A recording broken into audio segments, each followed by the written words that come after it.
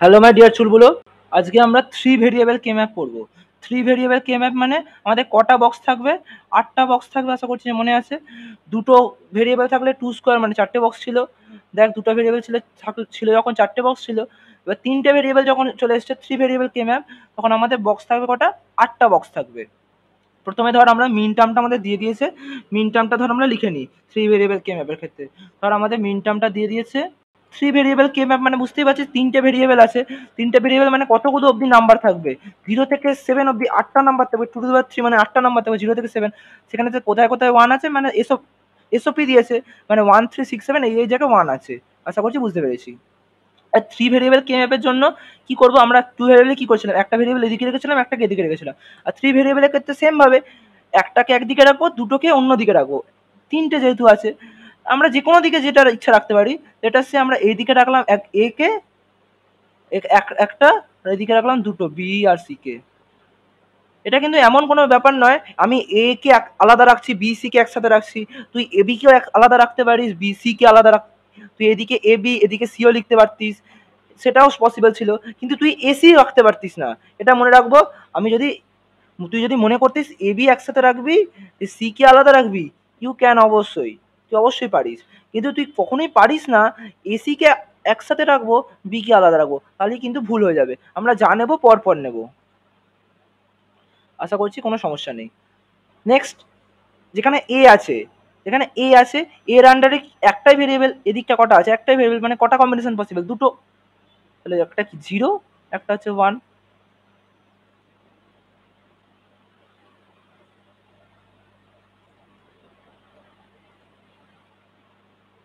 ঠিক আছে।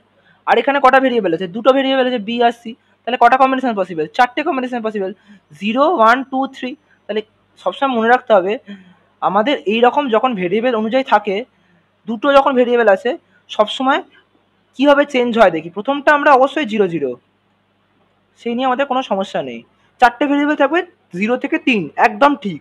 কিন্তু ডিজিটগুলো চেঞ্জ হবে কি হবে না, একটা বিট অ্যাট এ টাইম একটা বিট চেঞ্জ হতে পারে, একটা বিট অ্যাট এ টাইম একটা বিট একসাথে চেঞ্জ হতে পারে। তার মানে কি, আইদার এই 0টা চেঞ্জ হবে 1-এ, আইদার এই 0টা 1-এ চেঞ্জ হবে।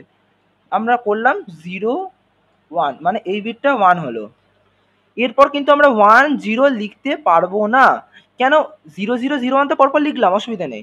1 0 লিখতে পারবো না কেন? দেখ, 1 0 যদি লিখে ফেলি, তাহলে এই বিটটাও 0 থেকে 1 হচ্ছে, আবার এই বিটটাও 1 থেকে 0 হচ্ছে। আমরা একসাথে দুটো বিট চেঞ্জ করতে পারি না, আমরা অ্যাট এ টাইম একটা বিটই চেঞ্জ করতে পারি। আমরা এই বিটটা 0 থেকে 1 করেছি হলো, এই বিটটা 0 থেকে আবার 1 করলাম। ঠিক আছে, মানে এই বিটটা তো অলরেডি 0 থেকে 1 হয়ে গেছে। আমরা এই বিটটাকে 0 থেকে 1 করলাম, তাহলে এটা 1 1 হলো। এইবার আমরা এই যে এই বিটটা আছে, আবার এই বিটটাকে আমরা 1 থেকে 0 করতে পারি। 1 থেকে 0 করলাম, অ্যাট এ টাইম একটা বিটই চেঞ্জ করলাম। তাহলে 0 0, এই বিটটা চেঞ্জ হলো 0 1, আবার এই বিটটা চেঞ্জ হলো 1 1, আবার এই বিটটা চেঞ্জ হলো 1 0।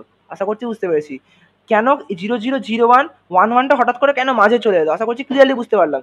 কারণ অ্যাট এ টাইম একটা বিটই চেঞ্জ হতে পারে। 0 1 এর পর 1 0 যদি করতে যাই, দেখ এইটাও চেঞ্জ হবে, এটাও চেঞ্জ হবে, যেটা পসিবল না। আমাদের একটা টাইম একটা বিটই চেঞ্জ হবে।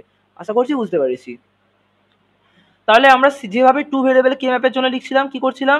2 ভেরিয়েবল কে ম্যাপে এটা 0 0, এটা 0 1, এটা 1 0, এটা 1 1। সেম ভাবে এখানেও লিখবো। দেখ, 3টে 0 0 0 0। এখানে কি লিখলাম? 0 0 অ্যান্ড 0।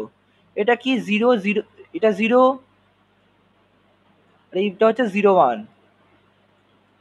এটা কি 0, এটা 1 1। 0 0, তিনটেই 0, মানে এটা ডেসিমাল ভ্যালু কত? এটা হচ্ছে 0। তিনটেই 0 মানে এর ডেসিমাল ভ্যালু কত? ডেসিমাল ভ্যালু হচ্ছে, কালিটা চেঞ্জ করে নিই, এর ডেসিমাল ভ্যালু হচ্ছে 0। 0 1 1 মানে কত? 1 আর 2, তাহলে 2 প্লাস 1 কত হয়? 3। 0 1 0 মানে এটা 2। 0 1 0 0, এটা মানে কত? এটা হচ্ছে 4। এটা 5 1 0 1 5। 1 1 1 মানে কত? 7। আর 1 1 0 মানে হচ্ছে 6। ঠিক আছে, কিভাবে হচ্ছে আমরা বাইনারি থেকে কি করে ডেসিমালে নিয়ে যেতে হয়, এই নিয়ে আশা করছি কোনো সমস্যা নেই, কারণ এই নিয়ে আমাদের ভিডিও অলরেডি প্রোভাইড করা আছে। দেখ, এখানে একটা স্ক্যাম হয়েছে। স্ক্যামটা কি? দেখ, 0 1 টু কিন্তু এখানে নেই, 0 1 2 3 4 5 6 7, তো 2 3 কিন্তু পরপর হলো না, 0 1 2 3 এরকম হলো না, কিন্তু 0 1 2টা এদিকে গেল, দিয়ে 3টা এদিকে, 0 1 3 2 আবার 4 5 7 6, 0 1 2 3 4 5 6 7। আশা করছি বুঝতে পেরেছি। এবার আমরা যেমন করছিলাম তেমন করবো, যেখানে যেখানে মিন টার্ম আছে সেখানে সেখানে সেখানে খালি 1 লিখবো। কোথায় কোথায় মিন টার্ম আছে, 1 3 6 7, তাহলে 1 3 6 7, ঠিক আছে। এবার আমাদের কি কাজ করা, গ্রুপ করার কথা। চল গ্রুপ করি। আমরা কি বলেছি, আইদার তুই দুটো ওয়ানকে একসাথে গ্রুপ করতে পারিস, আইদার চারটে ওয়ানকে গ্রুপ করতে পারিস, কিংবা 8টা ওয়ানকে গ্রুপ করতে পারিস, এইভাবে। তাহলে দুটো ওয়ানকে দেখ গ্রুপ করতে পারছি, এই দেখ এখানে দুটো ওয়ান, আবার দেখ দুটো ওয়ান,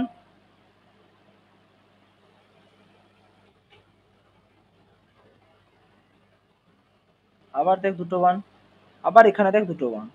তোরা খাতাতেও কিন্তু এরকম ভাবেই গ্রুপ করবি, পেন্সিল মানে কে ম্যাপে এরকম ভাবেই দাগ দিয়ে ওপর দিয়ে গ্রুপ গোলটা কিন্তু দেখাতে হবে কিভাবে গ্রুপটা করছিস। এই দুটোকে গ্রুপ করলাম, এই দুটো গ্রুপ করলাম, এবং এই দুটোকে গ্রুপ করলাম।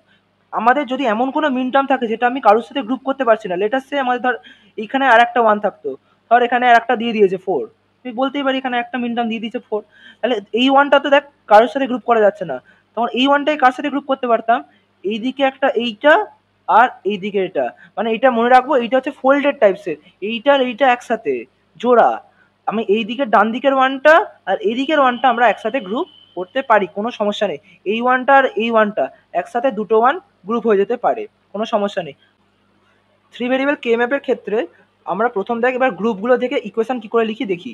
প্রথমে দেখ আমরা এই দুটো ক্ষেত্রে দেখবো, এই দুটোর ক্ষেত্রে কমনটা কি, প্রথমে দেখ এই দুটোর ক্ষেত্রে কমনটা হচ্ছে এখানে 0, এই দুটোর ক্ষেত্রেই কমন, দেখ দুটোর ক্ষেত্রে কমন হচ্ছে 0, 0 মানে কে 0, এটা 0, তার মানে এ বার,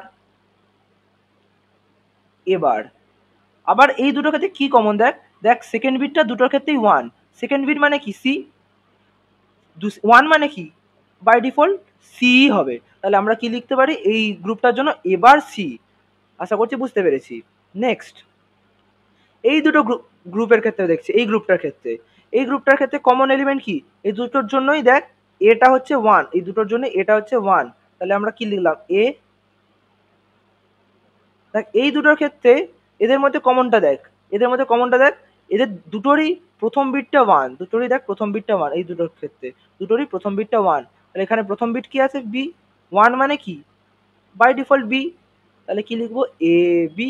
আশা করছি বুঝতে পেরেছি। প্লাস এবার এই গ্রুপটা দেখি, এই দুটো যে গ্রুপ হয়েছে, এই দুটো গ্রুপের ক্ষেত্রে কমন এলিমেন্ট কি, দেখ এটা তো কমন নয়, দেখ এই দুটো গ্রুপের ক্ষেত্রে একবার এইটার ক্ষেত্রে এটা 0, একবার এটা 1, খালি কমন এলিমেন্ট কি দেখ এই দুটোর ক্ষেত্রেই বিসিটা 1 1, বিসিটা 1 1, তাহলে বিটা 1 বিটা 1 সিটা 1, তার মানে কি লিখবো বি বিটা 1 আর সিটা 1 মানে বিসি লিখবো।